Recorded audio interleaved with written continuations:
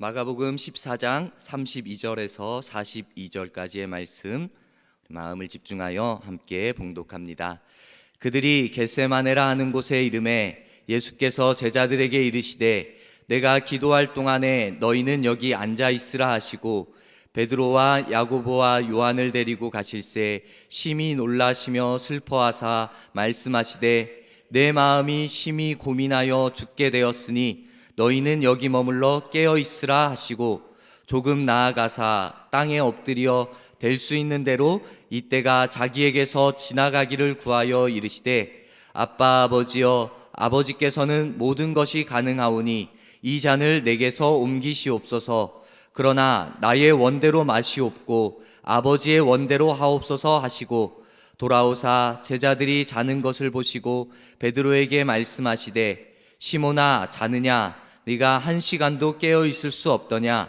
시험에 들지 않게 깨어 있어 기도하라. 마음에는 원이로되 육신이 약하도다 하시고 다시 나아가 동일한 말씀으로 기도하시고 다시 오사 보신즉 그들이 자니 이는 그들의 눈이 심히 피곤함이라. 그들이 예수께 무엇으로 대답할 줄을 알지 못하더라. 세 번째 오사 그들에게 이르시되 이제는 자고 쉬라. 그만 되었다. 때가 왔도다. 보라 인자가 죄인의 손에 팔리느니라. 일어나라 함께 가자. 보라 나를 파는 자가 가까이 왔느니라. 아멘. 지금 우리는 사순절의 후반부를 보내고 있습니다.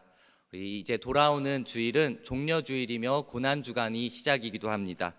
종려주일은 예수님께서 예루살렘에 들어오실 때 사람들의 승리의 상징인 그 종려나무 잎사귀를 손에 들고 흔들면서 환영하였던 것을 기념하는 주일입니다. 그때 사람들이 우리의 만세와도 같은 호산나라고 외치면서 그 예수님을 환영했습니다. 승리를 외쳤지만 그 승리는 어찌 보면 잠깐의 승리였습니다. 왜냐? 얼마 지나지 않아 예수님께서는 십자가의 고난을 겪으셔야 했기 때문입니다. 인간의 육신으로 이 땅에 오신 그 하나님께서 사람들에게 영원한 생명을 주시기 위해 영원한 승리를 주시기 위하여서 친히 그 십자가의 고난을 당하신 것입니다. 오늘 말씀에서는 이 십자가 사건을 앞두고 겟세마네에서 기도하신 예수님의 모습이 나오고 있습니다. 우리는 지금 사순절을 보내면서 특별히 사순절 40일 정교인 특별 새벽 기도회를 오늘까지 31일차 진행되었습니다. 우리가 말씀을 사모하며 부르짖어 기도하는 우리에게 이미 그 응답함을 경험한 사람들이 있을 것입니다. 또한 우리가 계속 기도할 때 이 기도의 시간을 통하여 말씀의 시간들을 통하여서 하나님의 응답을 분명히 경험하는 이들도 계속해서 생길 것입니다. 우리는 이후로도 이 40일이 끝났다라고 해가지고 기도가 멈춰지는 것이 아니라 부르짖는 것이 멈춰지는 것이 아니라 응답함을 구하면서 계속해서 기도를 해야 될 것입니다. 우리는 끝까지 하나님을 바라보며 하나님이 기뻐하시는 기도를 하나님 앞에 올려드리며 응답을 구해야 하는 것입니다. 오늘 이 시간에 우리가 부르짖어 기도하는데 그 응답함을 구하는 기도 앞에 먼저 가져야 할 모습, 내가 어떠한 모습으로 어떠한 마음가짐으로 하나님 앞에 서 있는가, 하나님 앞에 기도하고 있는가를 점검하고 돌아보았으면 좋겠습니다. 성경에서는 그 기도의 모습, 위대한 기도하는 위인들의 모습들을 많이 보여줍니다. 그런데 가장 위대한 기도자의 모습, 그 모범이 되는 모습은 단연코 예수님이라고 할 수 있습니다. 오늘 말씀의 제목이 예수님의 기도입니다. 우리는 이 예수님의 기도의 모습을 본받아 따라하는 것도 좋습니다. 그대로 하는 것도 좋습니다. 그 예수님의 기도를 본받아 따라 나아가야 하는 것입니다. 예수님께서는 특별히 복음서 여러 가지의 모습들을 통하여서 기도의 모습들을 많이 보여주셨습니다. 그런데 오늘은 어찌 보면은 가장 중요한 사역을 앞두고 그 십자가 사건을 앞두고 보여주신 이 겟세마네의 기도가 어찌 보면은 하나님을 향한 최고의 순종의 모습으로 드려진 기도의 모습이 아닐까 생각합니다. 우리 또한 마찬가지로 이 예수님 앞에, 그 하나님 앞에서 예수님의 기도로 나아가야 하는 것입니다. 힘들고 어렵고 그 앞에 슬픔에 있다 할지라도 하나님을 향한 기도를 하기를, 하나님을 더욱 의지하고 신실하게 기도하는 것을 절대로 멈춰서는 안 될 것입니다. 우리 여러분, 응답함을 구할 때 하나님이 나에게 왜 이런 일을 주실까 하면서 하나님의 뜻을 헤아려서 아는 것이 결코 쉽지가 않습니다. 근데 성경에서는 우리에게 이렇게 가르치고 이렇게 말씀합니다. 오직 마음을 새롭게 함으로 변화를 받아 하나님의 선하시고 기뻐하시고 온전하신 뜻이 무엇인지 분별하도록 하라라고 우리에게 가르쳐주고 있습니다. 분별이라는 것은 먼저 지혜가 필요합니다. 그리고 하나님을 향한 마음도 필요하고 중요합니다. 또한 하나님의 뜻을 아는 데는 그냥 시간이 흘러서, 그냥 우리가 있는 자리에서 시간이 흘러서 아는 것으로 되어지진 않습니다. 여러 가지의 노력이 필요할 것이고, 그리고 하나님을 향한 그 믿음의 가정들이, 훈련의 가정들 또한 필요한 것입니다. 우리는 하나님의 뜻을 분별하여 알기 위하여서 중요한 것, 말씀 가운데 하나님 앞에 기도하는 믿음의 모습이 절대적으로 필요한 것입니다. 우리 하나님의 말씀을 의지하고, 그리고 내 뜻대로가 아닌 진실함으로 하나님의 뜻대로 기도할 때 하나님의 온전하신 뜻이 무엇인지 분별해서 알 수 있을 것입니다. 우리 여러분, 만약에 내가 이제 응답함을 받습니다. 하나님의 뜻이 무엇인지 이제 조금 알겠습니다. 그렇다면 이제 그 말씀을 따라가야 되는데, 그 말씀대로 따라가는 것, 순종하는 것, 그것이 쉽겠습니까? 우리는 순종이라는 단어를 당연히 해야 하는 것으로 생각하지만, 그 순종이라는 것은 말처럼 결코 쉽지가 않습니다. 하나님의 뜻을 먼저 아는 것, 깨닫는 것, 이것도 쉽지 않은데, 그 뜻이 내게 깨달아졌을 때, 알게 되어졌을 때, 믿어졌을 때 그 길을 따라서 순종하는 것, 그것 또한 결코 쉽지 않음을 경험하게 됩니다. 하나님의 말씀이라면 당연히 순종해야지, 당연히 따라가야지 하는 것이 우리의 생각인데, 우리의 믿음인데, 그 결단까지, 실천까지 나아가는 것은 결코 쉽지가 않습니다.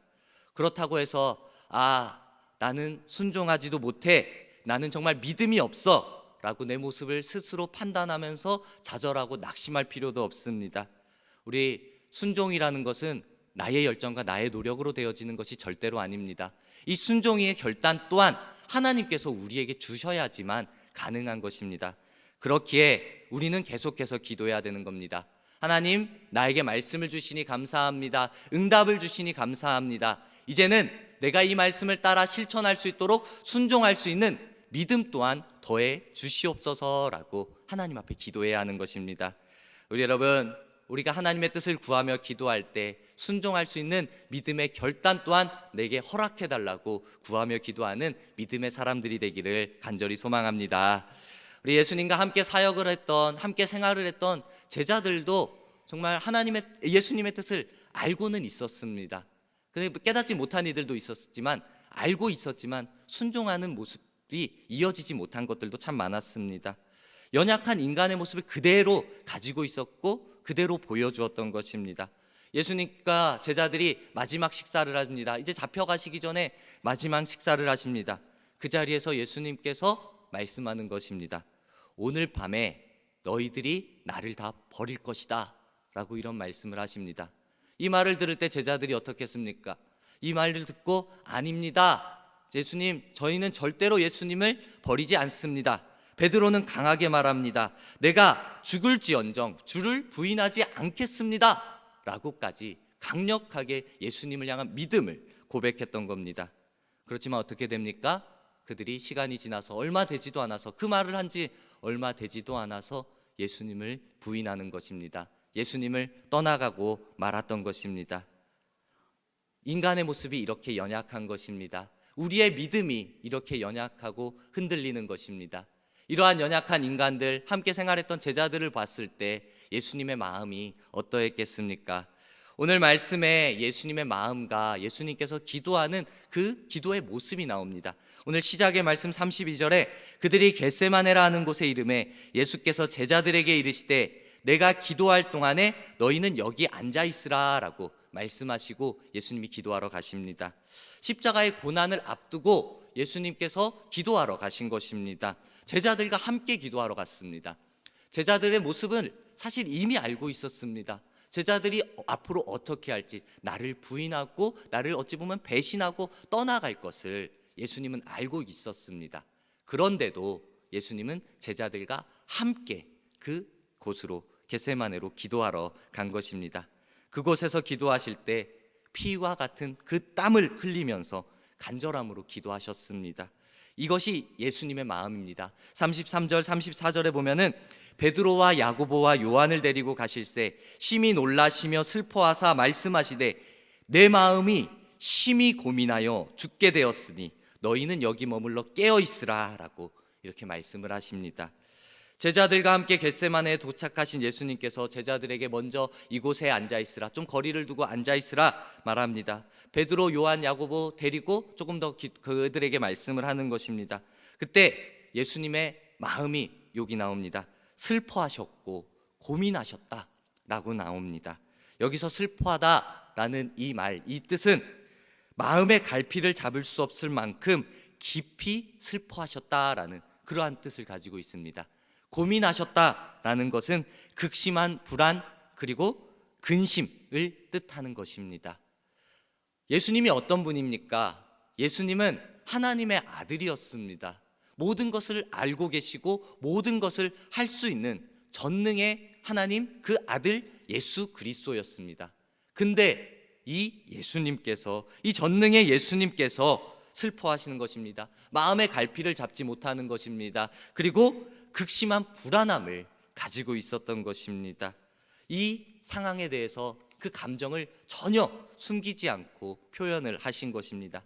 예수님의 슬픔과 근심의 이유는 본인의 이후의 상황을 알고 계셨기 때문에 나타난 것입니다.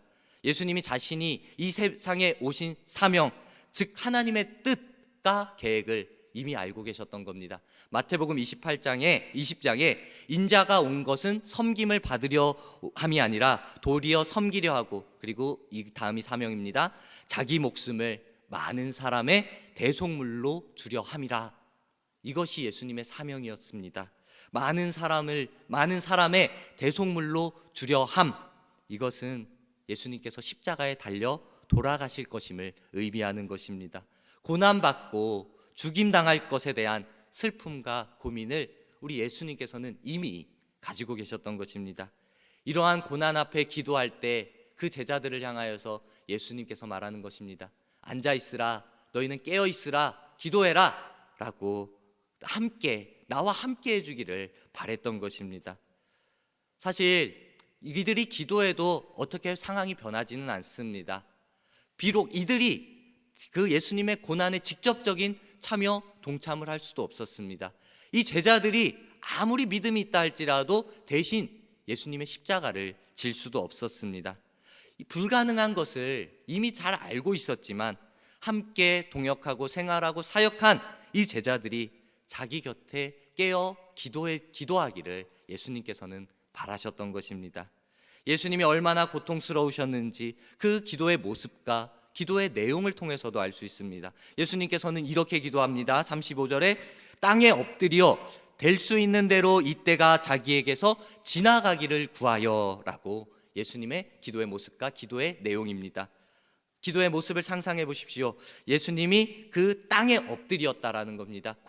얼굴을 땅에 박았다라는 것입니다. 이것이 단순히 그냥 그 모습만이 아니라 예수님의 간절함을 표현하고 있는 것입니다. 예수님께서 간절하게 하나님 앞에 부르짖음으로 기도를 했다라는 것입니다. 그 고통 속에서도 그 기도를 드린 겁니다. 또한 자기의 감정을 제자들에게 숨기지 않으셨던 것처럼 하나님 앞에도 숨김없이 고백하는 것입니다. 자신이 세상에 보내진 목적을 너무나도 잘 아시는 예수님께서 그 십자가의 이 잔을 거두어 주십시오라고 하나님 앞에 구하며 기도하는 것입니다. 될 수 있는 대로 이 십자가의 때가 지나가기를 하나님 앞에 기도하는 것입니다. 이후로 예수님께서는 그 하나님 앞에 기도하지만 분명히 하나님의 뜻에 따라 기도하고 그 하나님 원대로 하시옵소서라고 기도의 내용까지 드립니다. 예수님께서는 하나님의 아들이시지만 우리와 똑같은 육신을 가지고 인간의 몸으로 이 땅 가운데 오셨습니다. 그리고 십자가의 고난, 십자가의 고통을 그 인간의 고통 그대로 경험하셨던 것입니다. 우리가 하나님의 뜻을 온전히 다 안다 할지라도 하나님의 말씀이 우리에게 선포되어졌을 때 이것이 하나님의 뜻입니까? 그렇다면 내가 그 고난과 그 고통을 참아내겠습니다, 인내하겠습니다, 순종하겠습니다 라고 감당하는 것은 앞서 말씀드린 것처럼 결코 쉽지가 않습니다. 순종이라는 것이 말 그대로 되어지지가 않습니다.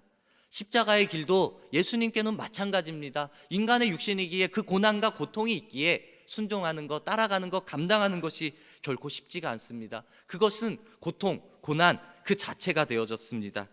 그런데 결코 이 고난을, 이 고통을 예수님께서는 그냥 넘기지 않았던 것입니다. 하나님의 말씀, 하나님의 뜻하심 앞에 순종하는 믿음의 고백을 끝에는 드렸던 것입니다. 우리 여러분, 우리가 우리의 육신의 모습을 생각하면서 그 하나님의 말씀하심, 하나님의 응답하심을 잘 생각해 봅시다.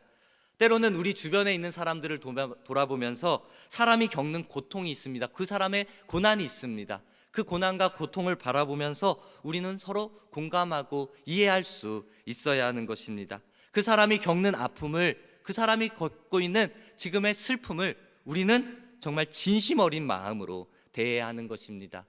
다른 사람의 고통을 공감할 수 있는 마음이 그 하나님의 마음으로 우리는 가져야 한다라는 것입니다. 자신이 감당해야 할 사명 앞에서도 우리는 또한 겸손함의 모습으로 나아가야 할 것입니다. 우리 베드로의 모습을 생각할 때 베드로는 나는 죽을지언정 예수님을 부인하지 않겠습니다 라고 고백했습니다. 그런데 그가 시간이 얼마 지나지도 않아서 예수님을 모른다고 부인하고 떠나갔습니다. 우리가 그 베드로의 모습을 보면서 저 배신자라고 손가락질할 수 있겠습니까? 우리는 그 사람을 손가락질하고 나는 믿음을 끝까지 지킬 거야 하면서 내 의의를, 내 믿음을 드러낼 필요가 전혀 없습니다.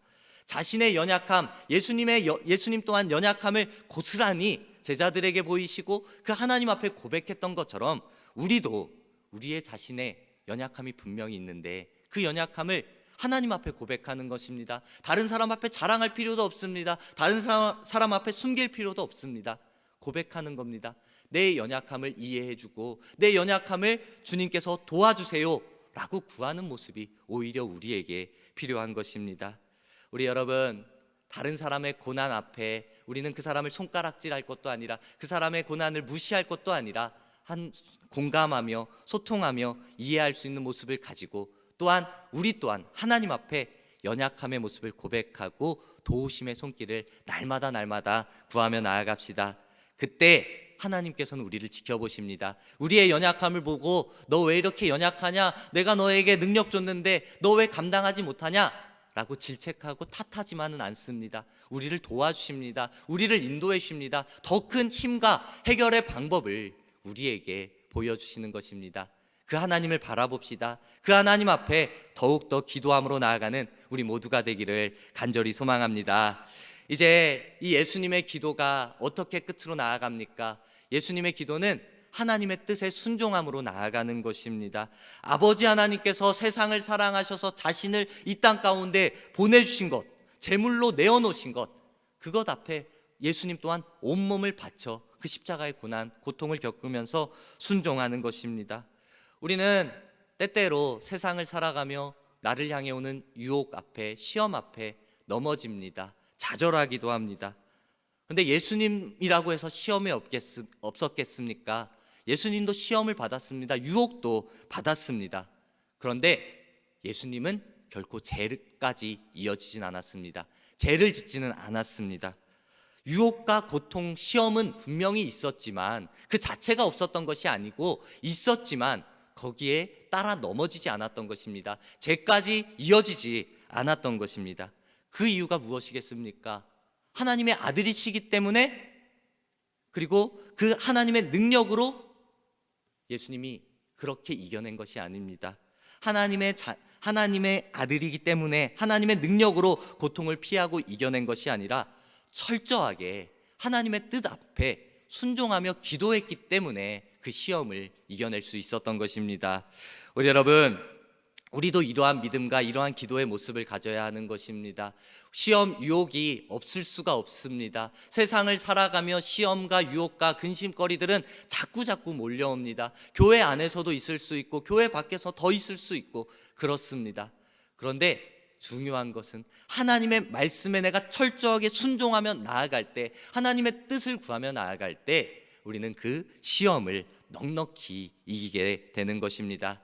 죄까지 이어지지 않는 것입니다.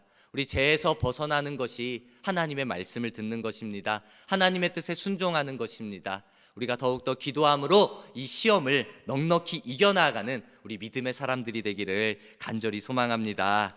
우리 모두가 정말 이 예수님의 기도를 본받아 한 걸음 한 걸음 나아갑시다. 예수님의 기도는 아버지의 원대로 하옵소서라고 순종하는 순종의 기도라고 말씀을 드렸습니다.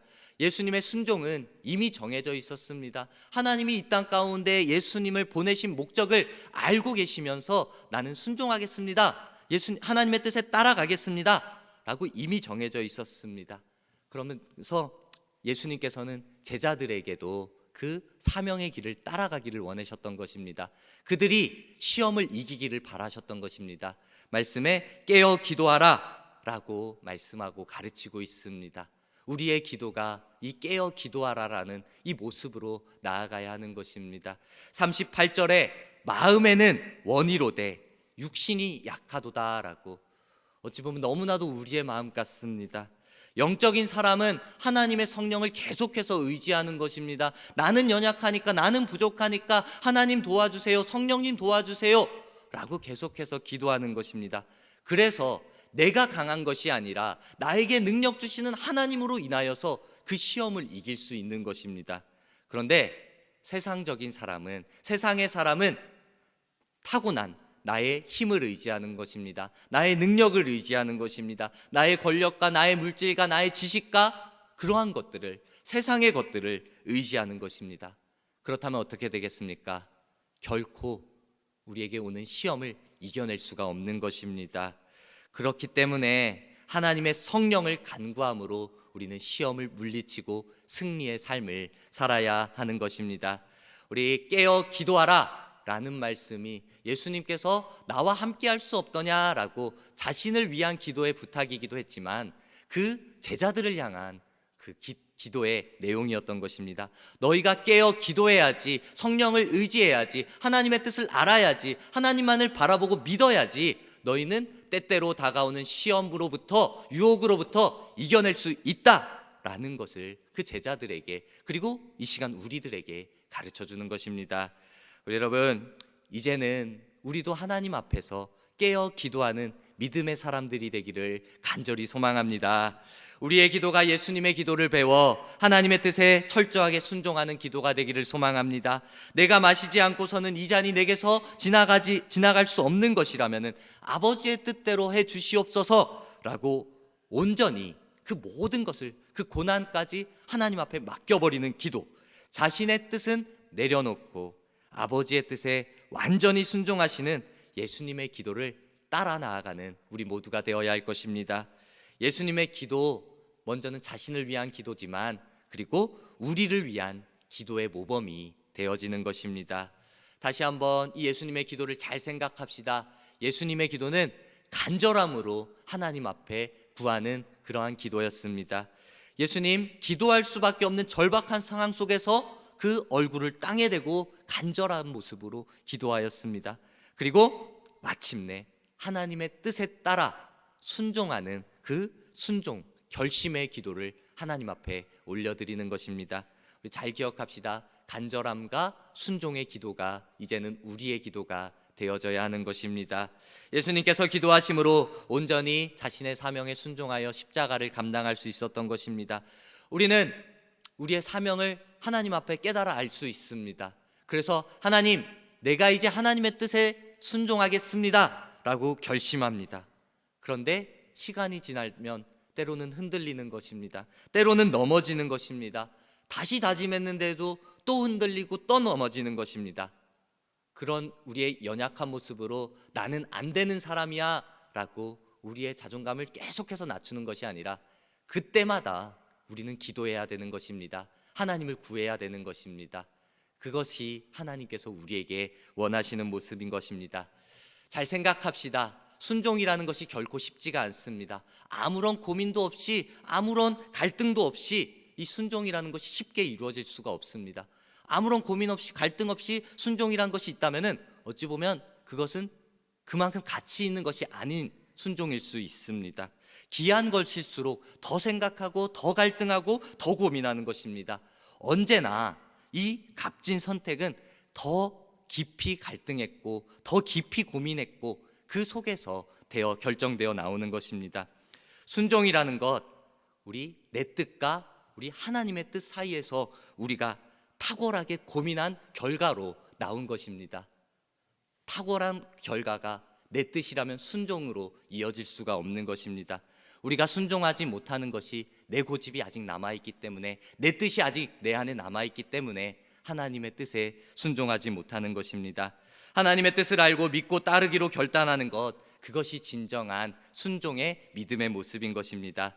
우리 믿음으로써 하나님 앞에 고백합시다. 우리는 연약합니다. 우리의 마음은 하나님이 기뻐하시는 하나님의 뜻대로 살아가기를 원하는데 오늘 성경의 말씀처럼 육신이 약하도다 라고 말하는 것입니다. 세상의 유혹에 흔들리는 것입니다. 세상의 시험에 넘어지고 지고 마는 것입니다. 육신의 본성을 가진 우리는 때마다 마주하는 그 시험 앞에 넘어질 수 있는 것입니다. 그렇기 때문에 이 육신의 약함을 극복하기 위하여서 오늘 말씀 깨어 기도하라, 이 말씀을 우리는 붙잡아야 하는 것입니다. 우리 여러분, 다른 방법이 없습니다. 시험을 이기기 위하여서는 우리는 하나님을 의지하는 것, 하나님의 뜻을 구하는 것, 하나님의 능력을 구하는 것, 깨어 기도하는 것밖에 없음을 우리의 마음속에 새기시길 간절히 소망합니다. 우리 잘 기억합시다. 우리가 때로는 잘못 생각합니다. 기도하면 내 뜻대로 다 된다, 뜻대로 된다 라는 것은 잘못된 기도의 응답의 방법입니다. 아무리 기도한다고 해도 모든 일이 내 뜻대로 다 이루어지지가 않습니다. 응답은 하나님의 뜻대로 이루어지는 것입니다. 우리 하나님의 뜻을 구하며 하나님의 뜻대로 기도해 봅시다. 그렇다면은 분명히 하나님의 뜻대로 우리에게 응답함을 보여주실 것입니다. 우리 시험에 들지 않게 깨어 기도하고 성령님께서 우리 기도하는 사람들을 도우시는 그 도움의 심의 손길을 기억합시다. 이제 사순절 후반부의 시간을 보내고 있습니다. 우리가 이 후반부의 시간 또한 기도함으로써 승리하여 부활의 영광을 바라보는 우리 모두가 되기를 간절히 소망합니다. 아멘.